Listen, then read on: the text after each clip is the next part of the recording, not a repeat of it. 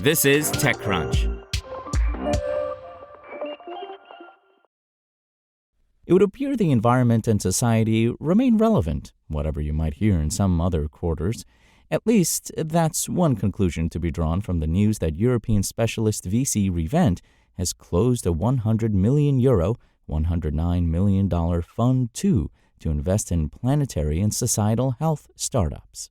Launched out of Berlin in 2021 by Otto Birnbaum and Lauren Lentz, Revent's thesis was, and remains, that the most ambitious entrepreneurs want to build companies that drive societal progress, and this might, therefore, become highly valuable. High-minded stuff. Admittedly, geopolitics have moved in such a way as to suggest progress might look quite different to the views of 2021.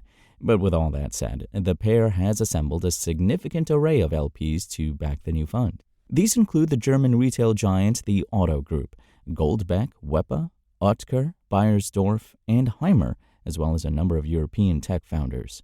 The European Investment Fund has also increased its commitment in Revent's second fund. Lentz told TechCrunch that the fund is looking for startups in energy transition, industrial decarbonization, healthcare, climate, economic empowerment, and reskilling, among others.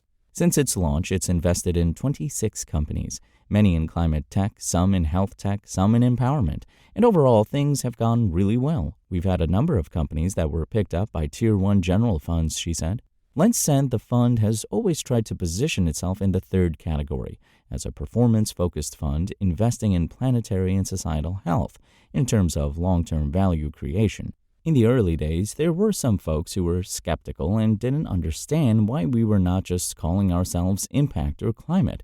But now I think in this current macro environment, his positioning makes quite a bit of sense for a lot of people and allows us to really use the language of driving value by investing in long-term essential transitions.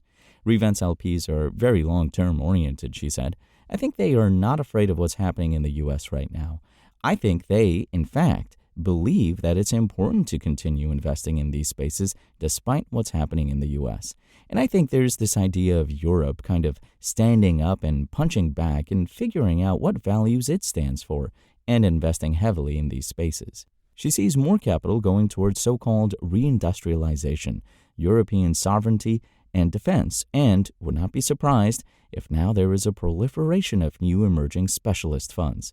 I think Europe now needs to figure out what it stands for, tech and innovation as part of that, and I think capital will flow to some extent that direction. The team is now split across Berlin, London, Paris, and now has a venture partner in San Francisco.